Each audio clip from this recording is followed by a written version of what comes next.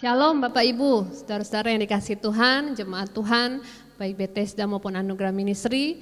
Senang hari ini kita kembali dapat beribadah, walaupun masih dalam suasana online seperti ini.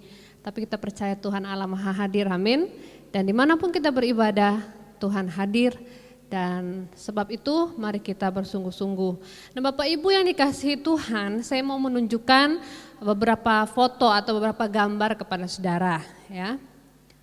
Oke, inilah gambar-gambarnya. Gambar-gambar apa ini Bapak Ibu? Coba perhatikan masing-masing gambar ya. Ada 4-5 gambar di situ, ya di slide yang tersedia. Dan kalau kita melihat gambar-gambar tersebut, ada satu kesamaan di antara gambar-gambar itu. Apa itu Bapak Ibu?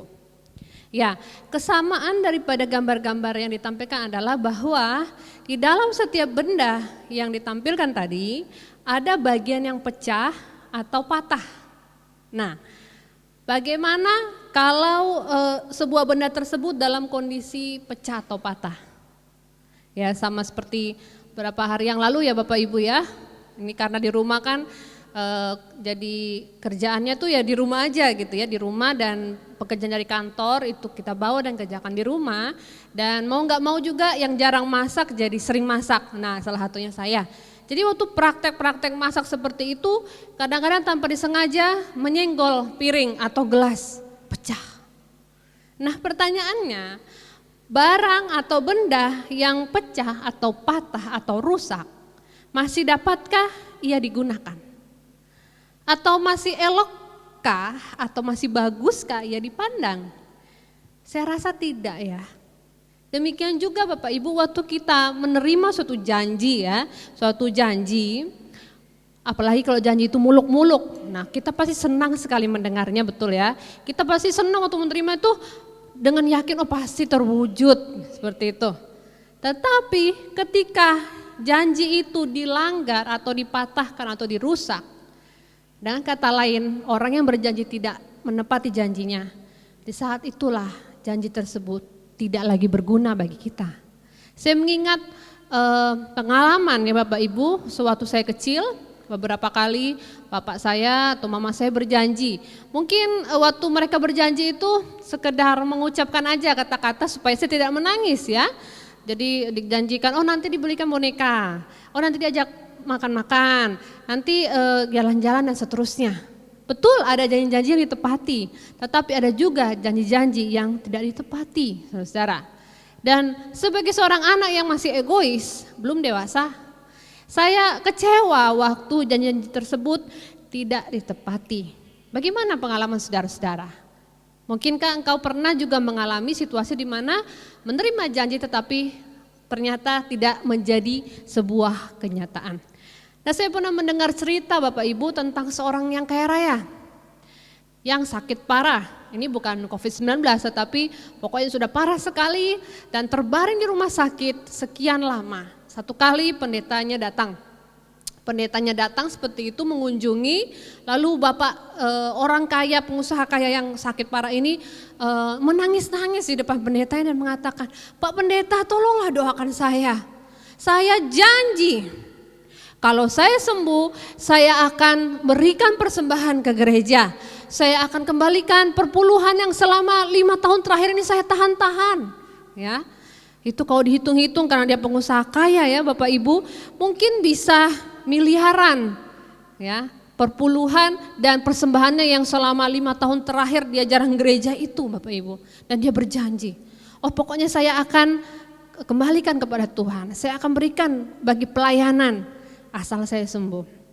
Dan pendeta ini Bapak Ibu ya bukan orang yang materialisme, ya dia datang sejatinya atau tulus sebagai seorang hamba Tuhan mau mendoakan. Dan apa yang ia lakukan? Ia mendoakan Bapak ini dengan sungguh-sungguh. Dan setelah itu dia pulang. Beberapa minggu kemudian ya tidak ada kabar apakah orang kaya yang sakit itu sembuh ataukah tidak atau meninggal, tidak tahu. Tapi yang pasti satu kali Bapak Pendeta datang berjalan-jalan di sebuah taman dan dari kejauhan ada orang yang mendekat kepadanya berpapasan seperti itu tetapi hanya lewat saja.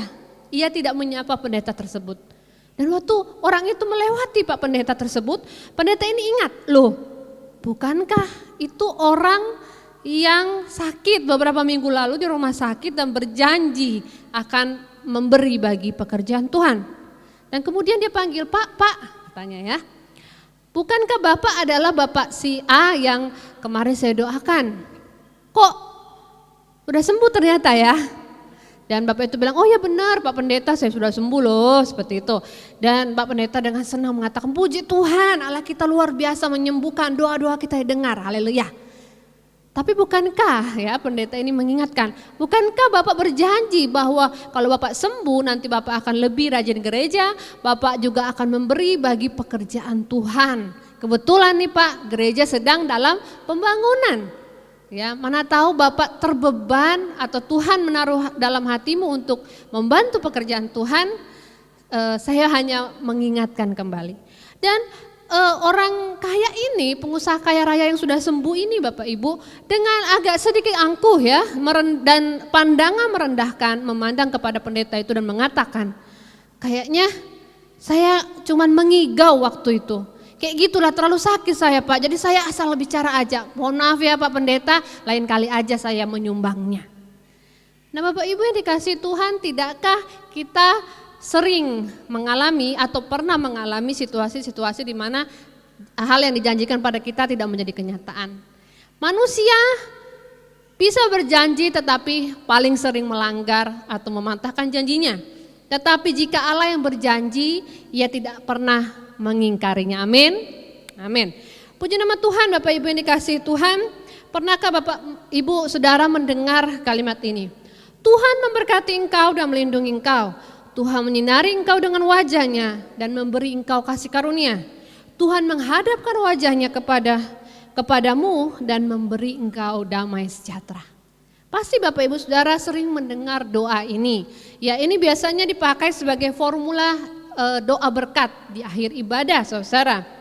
Nah, tahukah Bapak Ibu bahwa doa ini adalah doa yang secara langsung ya dikatakan oleh Tuhan Allah, disampaikan kepada hambanya Musa supaya untuk Musa sampaikan kepada Harun. Nah, ini terlihat di ayat 22. Bilangan 6 ayat 22. Tuhan berfirman kepada Musa, berbicaralah kepada Harun dan anak-anaknya, beginilah harus kamu memberkati orang Israel. Jadi dengan kata lain ini adalah doa berkat atau ucapan-ucapan berkat yang diucapkan oleh Allah sendiri supaya disampaikan kepada para imam dan para imam selalu mengucapkan atau mendoakannya kepada umat. Seorang penulis Kristen bernama Amy Boucher Pai menulis dalam renungan santapan rohani ya di tahun ini mengenai ayat ini saudara. Dia mengatakan dengan memberikan doa berkat itu Allah menunjukkan kepada Harun dan anak-anaknya cara untuk memberkati umat dalam namanya. Para pemimpin diharuskan menghafal kata-kata tersebut dalam bentuk yang diberikan Allah supaya mereka dapat mengucapkannya sesuai keinginan Allah. Kata-kata ini berisi janji-janji Allah untuk memberkati, berisi janji-janji Allah untuk melindungi, untuk memberikan kasih karunia, untuk menghadapkan wajahnya kepada umatnya dan memberikan damai sejahtera. Bapak Ibu Saudara yang dikasihi Tuhan, kita baru saja memperingati peristiwa kenaikan Yesus ke surga. Ketika saya mengingat akan kehidupan Yesus, secara khusus sebelum kematiannya maupun setelah Ia bangkit, saya kemudian mengingat janji-janji yang Ia sebutkan. Nah, dalam Matius 28 ayat 19 sampai 20 Bapak Ibu Saudara, Yesus berkata, pergilah jadikanlah semua bangsa muridku. Dan kemudian Ia akhiri bagian tersebut dengan mengatakan bahwa aku akan menyertai kamu senantiasa sampai kepada kesudahan zaman. Ada janji penyertaan Tuhan. Amin. Sejalan dengan Matius, Injil Markus pasalnya yang ke-16 ayat 15 sampai 18 menuliskan pesan Yesus kepada para muridnya sebelumnya naik ke surga. Dia mengatakan pergi juga ya, dia mengutus para murid untuk pergilah memberitakan Injil dengan janji bahwa mereka akan diberi kuasa untuk melayani dan juga akan dilindungi sepanjang pelayanannya. Kemudian apalagi janji Yesus sebelum Ia meninggalkan dunia ini? Dalam Injil Lukas pasal ke-24 ayat 49, saya bacakan firman Tuhan. Dan aku akan mengirim kepadamu apa yang dijanjikan Bapakku, tetapi kamu harus tinggal di dalam kota ini sampai kamu diperlengkapi dengan kekuasaan dari tempat tinggi, saudara. Yesus berjanji untuk mengirimkan apa yang sudah Bapa janjikan. Hal ini menjadi lebih jelas dalam tulisan Lukas yang lain, yaitu kitab Kisah Para Rasul pasal yang pertama ayat 8. Yesus berkata, kamu akan menerima kuasa kalau Roh Kudus turun ke atas kamu, sehingga kamu akan menjadi saksiku sampai ke ujung bumi. Jadi sebelum terangkat ke surga, Yesus menjanjikan Roh Kudus sebagai sumber kuasa untuk umatnya dapat menjadi saksi dan dapat melayani. Kemudian mari kita melihat Injil Yohanes. Injil Yohanes juga mencatat hal-hal atau janji-janji Yesus lainnya. Mari kita buka pasalnya yang ke-14, saudara, ayat 1-3. Firman Tuhan saya bacakan. Janganlah gelisah hatimu, percayalah kepada Allah, percayalah juga kepadaku. Di rumah Bapakku banyak tempat tinggal. Jika tidak demikian, tentu aku mengatakannya kepadamu. Sebab aku pergi ke situ untuk menyediakan tempat bagimu. Dan apabila aku telah pergi ke situ dan telah menyediakan tempat bagimu, aku akan datang kembali dan membawa kamu ke tempatku, supaya di tempat di mana aku berada, kamu pun berada. Dan frase aku akan datang kembali lagi itu bukan hanya di ayat 1-3, tapi juga ada di ayat 18 dan juga ayat yang ke-28. Jadi diucapkan beberapa kali, janji untuk datang kembali Yesus ucapkan beberapa kali kepada para murid. Kemudian pasal 14 ayat 15-17. Ya, kalau tadi pasal 14 ayat 1-3, Yesus berjanji akan datang kembali menjemput orang-orang yang percaya kepadanya dan setia menjaga imannya sampai kepada akhir hidupnya. Kemudian pasal 14 ayat 15-17 Injil Yohanes. Yesus berjanji, Yesus berkata, jikalau kamu mengasihi aku, kamu akan menuruti segala perintahku. Aku akan meminta kepada Bapa dan Ia akan memberikan kepadamu seorang penolong yang lain, supaya Ia menyertai kamu selama-lamanya, yaitu Roh kebenaran. Dunia tidak dapat menerima Dia, sebab dunia tidak melihat Dia dan tidak mengenal Dia. Tetapi kamu mengenal Dia, sebab Ia menyertai kamu dan akan diam di dalam kamu. Di dalam ayat-ayat ini Yesus berjanji akan memberikan seorang penolong, yaitu Roh kebenaran atau Roh Kudus untuk menyertai umatnya, saudara. Itulah sebabnya Ia mengatakan dalam ayat 18, Ia tidak akan meninggalkan kita sebagai yatim piatu. Injil Yohanes menyebutkan beberapa hal tentang Roh Kudus. Dalam pasal 14 ayat 15-17 dikatakan ia adalah Roh kebenaran. Dalam ayat 26 dia dikatakan penghibur yang akan mengajar atau menuntun umat untuk memahami firman Tuhan. Kemudian pasal 16 ayat 18 mengatakan penghibur itu akan menginsafkan dunia akan dosa, akan kebenaran dan akan penghakiman. Masih di Injil Yohanes, saudara, di pasal 14 ayat 27, ya Yesus berjanji akan memberikan damai sejahtera. Damai sejahtera yang berbeda dari yang dunia tawarkan. Ya, ayat 27 saya bacakan Yohanes pasal 14 ayat 27. Damai sejahtera ku tinggalkan bagimu, damai sejahtera ku berikan kepadamu. Dan apa yang kuberikan tidak seperti yang diberikan oleh dunia kepadamu. Janganlah gelisah dan gentar hatimu. Bapak Ibu Saudara, hal ini tergenapi ya dalam peristiwa ketika Yesus sudah bangkit dan Ia mengunjungi murid-muridnya. Masih di Injil Yohanes pasal yang ke-20 mulai ayat 19 sampai seterusnya, frase damai sejahtera bagi kamu ya, itu diucapkan Yesus sebanyak 3 kali ketika Ia mengunjungi murid-muridnya. Diikuti dengan seruan setelah dia mengatakan damai sejahtera bagi kamu, kemudian Ia mengatakan terimalah Roh Kudus. Oleh sebab itu saya memandang ada kemiripan saudara, berkat atau ucapan berkat di Bilangan pasal 6 ayat 24-26 mirip dengan janji-janji Yesus menjelang kenaikannya ke surga, saudara. Ia berjanji akan menyertai, ia berjanji akan memberi kuasa, ia berjanji akan datang kembali, ia berjanji akan memberikan damai sejahtera dan penolong yang sejati. Haleluya. Kenaikan Yesus ke surga menegaskan kembali janji berkat Allah kepada umat manusia di segala zaman. Kalau di Bilangan pasal 6 ayat 24 sampai 26, secara khusus Allah memberikan ucapan-ucapan berkat itu untuk Imam Harun dan anak-anaknya menyampaikan kepada umat Israel. Tetapi ketika Yesus datang ke dunia ini, berkat-berkat Allah, janji-janji Allah, keselamatan Allah itu tidak lagi menjadi khusus milik satu bangsa, tetapi kepada seluruh dunia. Dan ketika Yesus mengucapkan janji-janji berkat ini di perjanjian baru, ini seperti menegaskan kembali janji berkat Allah kepada umat manusia di segala zaman. Janji berkat itu bukan lagi diperuntukkan bagi satu golongan, tetapi untuk siapa saja asal mau percaya kepada Tuhan Yesus Kristus. Amin. Mari kita melihat kitab Bilangan. Bilangan ditulis oleh Musa, ya. Dan sebagian besar kitab ini mengisahkan pengalaman bangsa Israel dalam pengembaraan mereka di padang gurun. Secara kronologis, Bilangan merupakan sambungan sejarah daripada peristiwa yang dicatat di kitab Keluaran. Bilangan ditulis untuk mengisahkan mengapa orang Israel tidak langsung masuk ke tanah perjanjian setelah meninggalkan Gunung Sinai.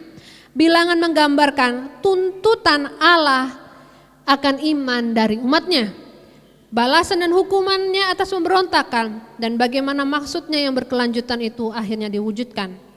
Amanat dari kitab Bilangan, amanat utamanya jelas adalah supaya umat Allah dapat maju terus dengan mempercayai Tuhan dan janji-janjinya dan dengan menaati sabda atau perintahnya.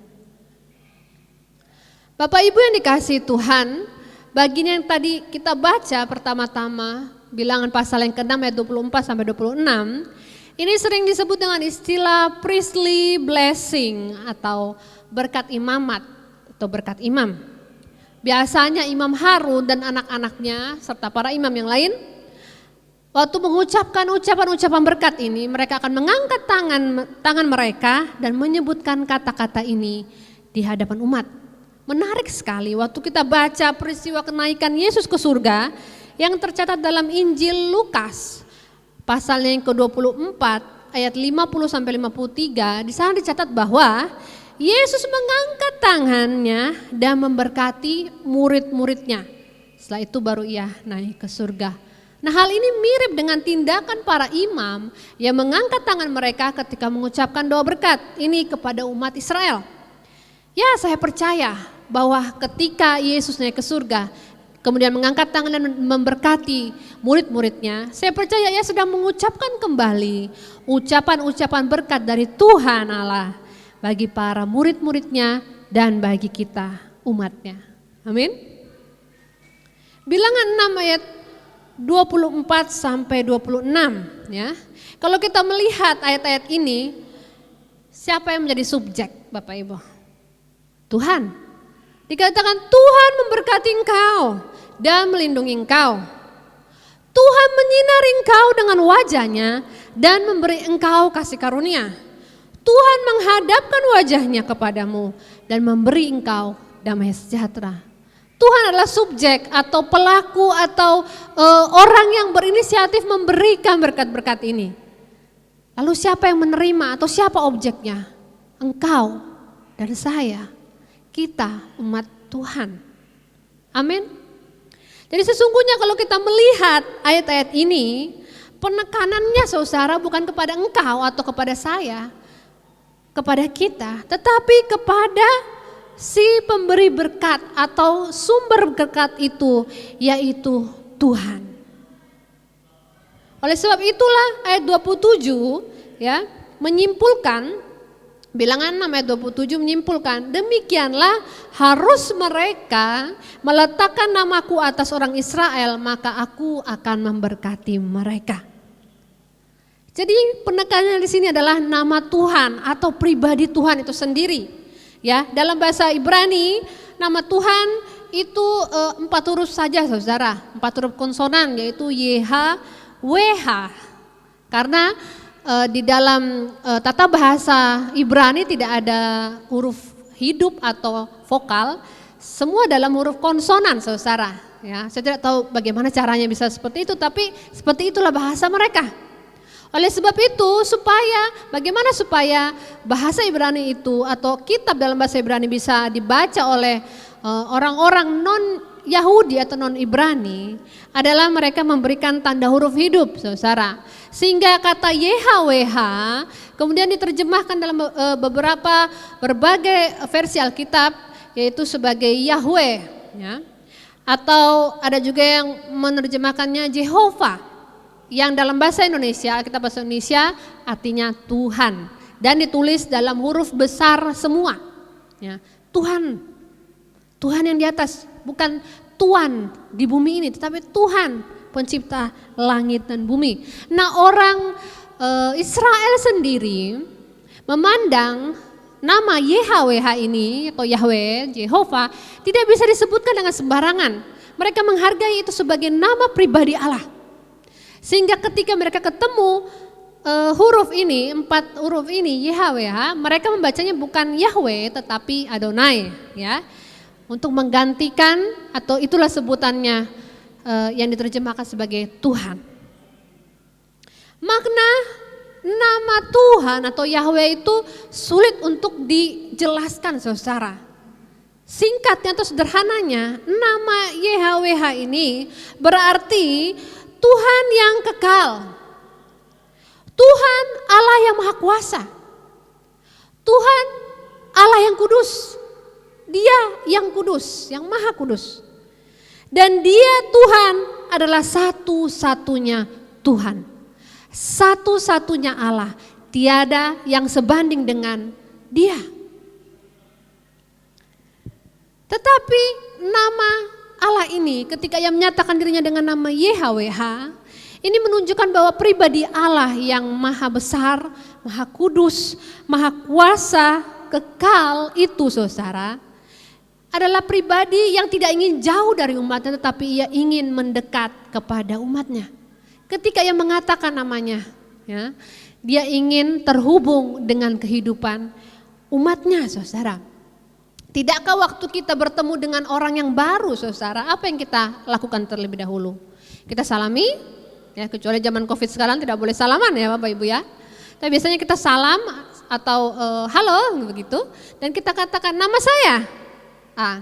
Nama kamu siapa? Nah, ketika kita sudah mulai bertukar nama, ya, saya memberikan nama saya dan dia memberikan namanya kepada saya, maka kita menjadi lebih dekat perasaannya. Jadi lebih sudah mulai kenal seperti itu. Apalagi kalau nanti tukaran ya kita jadi temannya di Facebook atau di media sosial lainnya atau rumahmu di mana, begini dan begitu.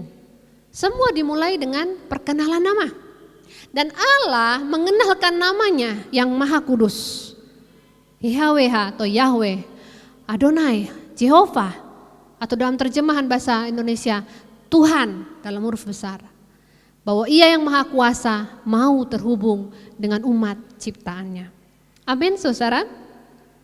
Oleh karena namanya, inilah Ia bertindak sebagai Bapa yang memberkati anak-anaknya.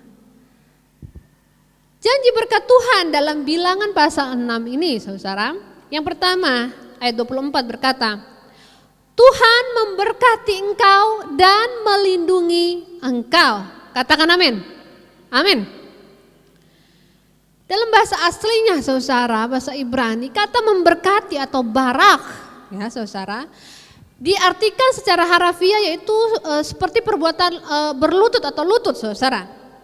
Nah, kalau kita baca Kejadian pasal 49 ayat 48 ayat 9 sampai 12 adalah peristiwa di mana Yakub memberkati cucu-cucunya atau anak-anaknya Yusuf saudara yang pada waktu itu di Mesir.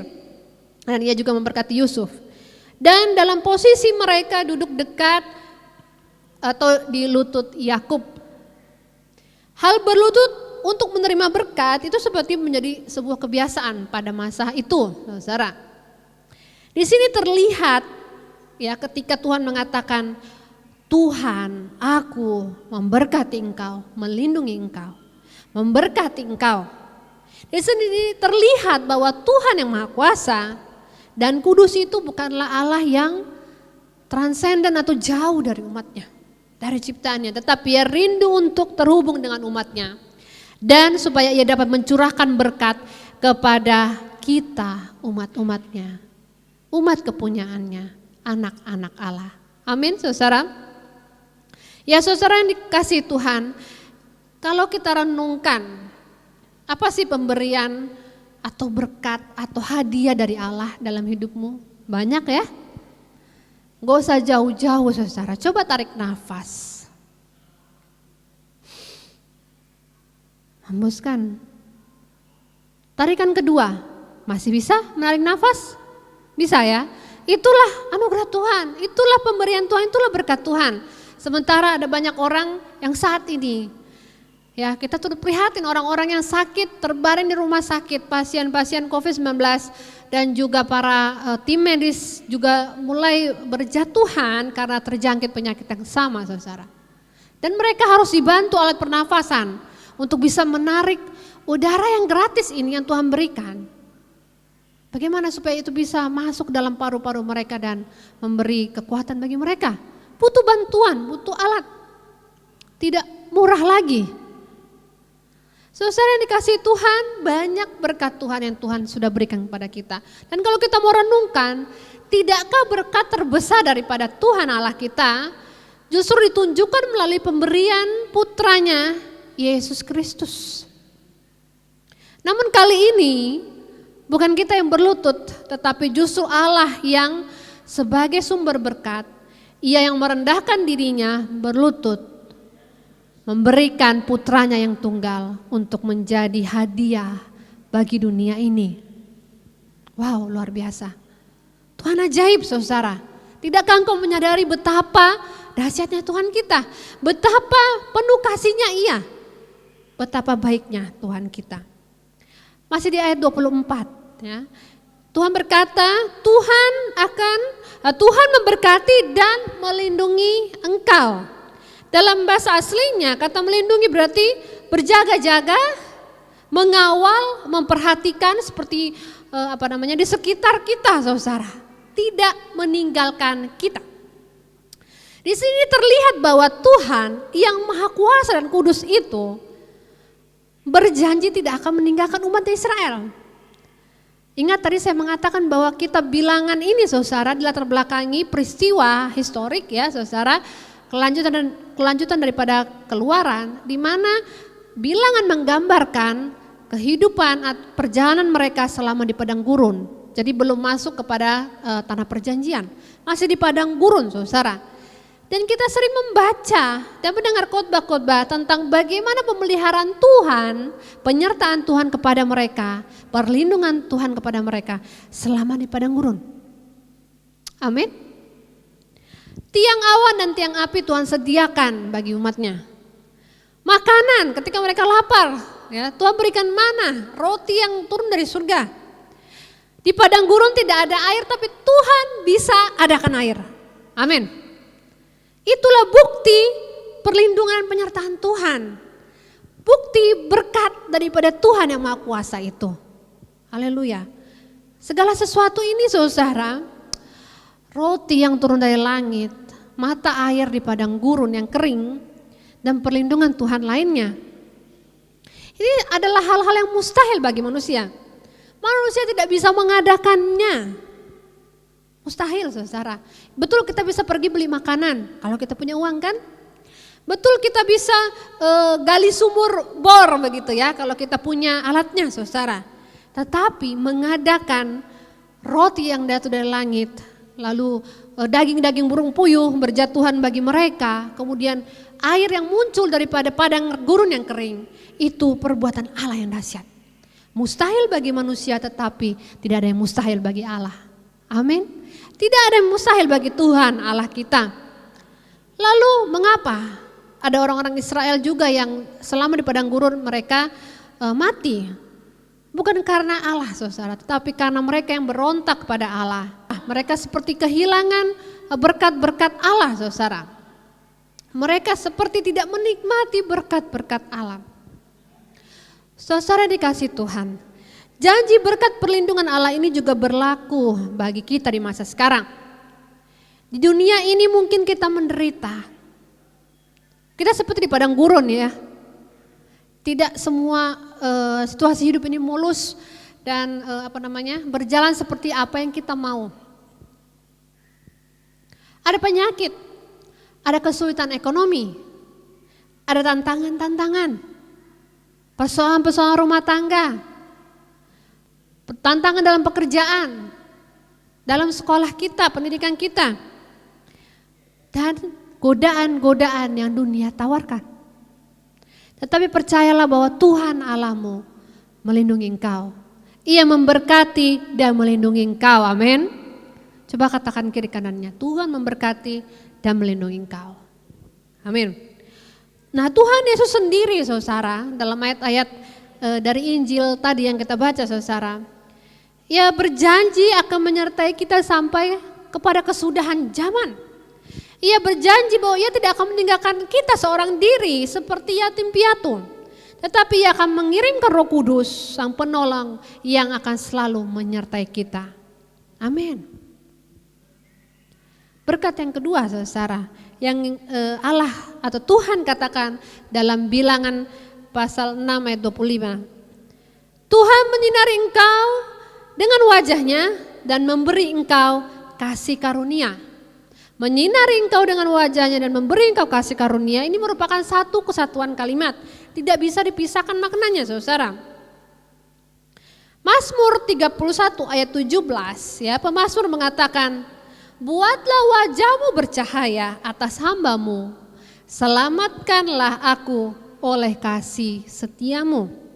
Dan di ayat-ayat lain dalam Mazmur juga mengatakan hal yang sama. Kiranya Tuhan menyinari aku dengan wajahmu, ya, atau buatlah Tuhan wajahmu bercahaya atas aku, atas hambamu, supaya aku selamat dan beroleh kasih setia. Jadi hal Tuhan menyinari kita dengan wajahnya selalu dihubungkan dengan keselamatan, dengan kecukupan, dengan kasih setia, kebaikan dan kemurahan Tuhan. Inilah yang dinamakan kasih karunia Allah. Sebaliknya, ada masanya Allah seperti menyembunyikan wajahnya dari umatnya. Dan hal ini seringkali berhubungan dengan murka Allah karena perbuatan manusia yang berdosa. Coba kita lihat dalam kitab Ulangan pasal yang ke-31. Ya. Ulangan pasal yang ke-31, saudara di rumah bisa melihat ayat-ayat di layar atau membuka Alkitab sendiri. Ulangan pasal 31 ayat 16-18. Demikian firman Tuhan. Tuhan berfirman kepada Musa, ketahuilah engkau akan mendapat perhentian bersama-sama dengan nenek moyangmu, dan bangsa ini akan bangkit dan berzina dengan mengikuti Allah asing yang ada di negeri kemana mereka akan masuk. Mereka akan meninggalkan aku dan mengingkari perjanjianku yang kuikat dengan mereka. Pada waktu itu murkaku akan bernyala-nyala terhadap mereka. Aku akan meninggalkan mereka dan menyembunyikan wajahku terhadap mereka, sehingga mereka termakan habis dan banyak kali ditimpa malapetaka serta kesusahan. Maka pada waktu itu mereka akan berkata, bukankah malapetaka itu menimpa kita oleh sebab Allah kita tidak ada di tengah-tengah kita? Tetapi aku akan menyembunyikan wajahku sama sekali pada waktu itu, karena segala kejahatan yang telah dilakukan mereka, yakni mereka yang telah berpaling kepada Allah lain. Saudara, jangan sampai Allah menyembunyikan wajahnya terhadap kita, tapi marilah kita bersyukur bahwa tiap pagi ya selalu baru kasih setia Tuhan, kasih karunia Tuhan. Selalu ada kesempatan, itu artinya selalu ada kesempatan saudara selama kita masih hidup. Ada kesempatan untuk menikmati kasih karunia dan kemurahan Tuhan. Gambarnya saudara, seorang anak yang sedang berjalan-jalan, ya, berjalan-jalan di depan rumahnya bermain-main, anak kecil. Mungkin dia sedang bermain sepedanya saudara, tapi dia baru belajar bersepeda. Ya. Lalu apa yang lakukan? Taulah anak-anak suka coba-coba ya, seperti seolah-olah sudah bisa, sudah mahir bermain sepeda. Lalu dia ambil sepedanya, saudara, dia main-main, tidak ada yang mengawasi. Sebenarnya bapaknya ada ya, ada di depan pintu, sedang membaca koran, tetapi dia tidak tidak memperhatikan bahwa anaknya sedang bermain seorang diri. Dan kemudian anak ini jatuh, terluka kakinya. Ia menangis-nangis memanggil bapaknya. Bapaknya yang tidak jauh dari situ, yang ada depan pintu tadi, saudara, kemudian memalingkan wajahnya ke arah luar. Melihat anaknya, lalu menghampiri anaknya tersebut, menggendong dia dengan penuh kasih dan masukkan ke dalam rumah serta mengobatinya. Itulah gambaran Tuhan kita yang memiliki banyak sekali kemurahan, saudara. Jadi berkat kedua ini, saudara, bicara tentang perkenanan Tuhan kepada orang-orang yang mau berbalik kepadanya. Amin, saudara. Ya, puji nama Tuhan, saudara. Oleh sebab itu marilah kita sebagai anak-anak Allah, sebagai umat Tuhan, jangan lagi kita memelihara perbuatan-perbuatan dosa yang mendukakan hati Tuhan. Karena sesungguhnya Tuhan kita sudah terlalu banyak dan terlalu sering mengampuni kita. Kesempatan demi kesempatan Ia berikan. Justru dengan kenyataan ini kiranya membuat kita sadar bahwa kita harus lebih mengasihi Tuhan selama kita memiliki kesempatan untuk hidup. Amin. Yang terakhir, saudara, firman Tuhan dalam Bilangan pasal 6 ayat 26 berkata, Tuhan menghadapkan wajahnya kepadamu dan memberi engkau damai sejahtera. Dalam terjemahan yang lain, terjemahan New Living, saudara, ayat ini berbunyi, semoga Allah menunjukkan kemurahannya kepadamu dan memberi engkau damai sejahtera. Jadi Tuhan menghadapkan wajahmu juga bicara tentang perkenanan Allah, perkenanan Tuhan kepada umatnya. Ketika Ia berkenan kepada kita, saudara, maka damai sejahteranya, shalomnya akan tercurah bagi kita. Amin. Jadi waktu kita mengatakan ya shalom, sering ya kita katakan shalom, dikit-dikit shalom. Ya. Tidak hanya waktu ketemu, saudara, tetapi waktu di WA, saudara, ya, apalagi di mana-mana, saudara, kita kepada sesama yang seiman, saudara, kita katakan shalom. Tahukah kita apa makna shalom?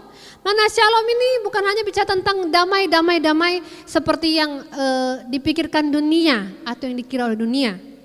Bukan damai biasa, tetapi bicara tentang kemenangan, kelengkapan, kesehatan, kesejahteraan, kedamaian secara jasmani maupun rohani, saudara. Amin. Inilah damai sejahtera yang Yesus katakan dalam Injil Yohanes pasal 14 ayat 27. Damai sejahteraku itu berbeda daripada damai sejahtera yang diberikan oleh dunia. Damai sejahtera yang lain daripada yang dunia tawarkan. Tidakkah kita mau hal ini, saudara? Tidakkah hal ini yang kita kejar, saudara? Saya heran kalau masih ada orang Kristen yang mengatakan bukan mengatakan tapi lebih mengejar harta duniawi, berkat-berkat jasmani daripada damai sejahtera yang diberikan Allah. Saudara, kita harus mengejar berkat ini, saudara, damai sejahtera daripada Allah. Damai sejahtera yang memberi kita kemenangan, yang melengkapkan hidup kita yang hancur ini, saudara. Damai sejahtera Allah, shalom Allah yang memberikan kita kesehatan jasmani dan rohani. Shalom Allah yang memberikan kita kesejahteraan, damai dan berkat-berkat lainnya, berkat-berkat surgawi. Inilah damai sejahtera yang Yesus juga janjikan kepada para murid dan seluruh umat di dunia ini, saudara. Bahwa damai sejahtera ku tinggalkan kepadamu, damai sejahtera ku berbeda daripada yang dunia tawarkan. Kita mau memilih yang mana, saudara? Damai sejahtera dari dunia atau yang daripada Allah kita? Seseorang bernama Vernon McGee, dia melihat bahwa di dalam Bilangan 6 ayat 24-26 ini seperti ada hubungan Trinitas, ya. Dia mengatakan bahwa dalam ayat-ayat ini saya melihat bahwa Tuhan Allah adalah Bapa yang menjadi sumber daripada segala berkat. Dan Yesus Kristus putranya adalah orang atau pribadi yang perwakilan wujud wajah Allah di dunia ini. Dia datang dari surga turun ke dunia menjadi sama seperti manusia, sehingga melalui Yesus kita dapat mengenal siapa itu Tuhan Allah. Dan kemudian Roh Kudus adalah pribadi yang memberikan damai sejahtera. Amin, saudara. Bagaimanakah kita dapat memiliki berkat-berkat yang seluar biasa ini? Satu kuncinya, miliki Tuhan dalam hidupmu, bukan yang lain, saudara. Ingat tadi Bilangan pasal 6 ayat 27 menyimpulkan, demikianlah harus mereka meletakkan namaku atas orang Israel, maka aku akan memberkati mereka. Intinya adalah berpegang kepada nama Tuhan. Maksudnya memiliki Tuhan dalam hidup kita, saudara. Di ayat-ayat yang tadi kita baca, saya tegaskan sekali lagi. Yang menjadi perhatian bukan engkau, saya, kita. Tetapi Tuhan. Tuhan memberkati engkau dan melindungi engkau. Tuhan menyinari engkau dengan wajahnya dan memberi engkau kasih karunia. Tuhan menghadapkan wajahnya kepadamu dan memberi engkau damai sejahtera. Tuhan, Tuhan, Tuhan. Kita tidak dapat hanya bisa menikmati berkat-berkatnya saja, saudara, tanpa kita memiliki Sang Pemberi berkat. Ini hal yang mutlak. Milikilah Tuhan dalam hidupmu. Percayalah kepada putranya Yesus Kristus. Yesus berkata bahwa tidak ada yang akan sampai kepada Bapa kalau tidak melalui aku. Yohanes 14, saudara. Intinya adalah percaya kepada Yesus. Saudara yang dikasihi Tuhan, berkat Tuhan ini, saudara, memberi konfirmasi pada kita bahwa hanya Tuhan Allah lah yang menjadi penopang hidup kita. Hanya Ia yang satu-satunya dapat kita andalkan. Hanya Ia tempat sandaran kita. Hanya Dialah pengharapan kita. Amin. Tidakkah janji-janji Allah di dalam Bilangan pasal 6 tadi, saudara, itu ditegaskan kembali oleh Yesus Kristus putranya sebelum Ia naik ke surga, saudara. Bahkan sebelum kematiannya, kalau seperti tercatat dalam Injil Yohanes. Sebelum kematiannya Yesus sudah mengatakan bahwa aku akan pergi untuk menyediakan tempat bagimu. Tidak ada orang sampai kepada Bapa kalau tidak melalui aku. Ya, lalu Yesus mengatakan, aku akan pergi tapi aku akan kembali untuk menjemput engkau. Supaya di mana aku berada, kamu pun akan berada. Tetapi ketika aku pergi, aku tidak akan meninggalkan engkau seorang diri. Ada penolong, roh penghibur yang akan menyertai engkau. Yesus menegaskan sekali lagi, berkat-berkat Tuhan atas umat manusia. Oleh sebab itu mari kita berpegang kepada janji-janji berkat Allah ini.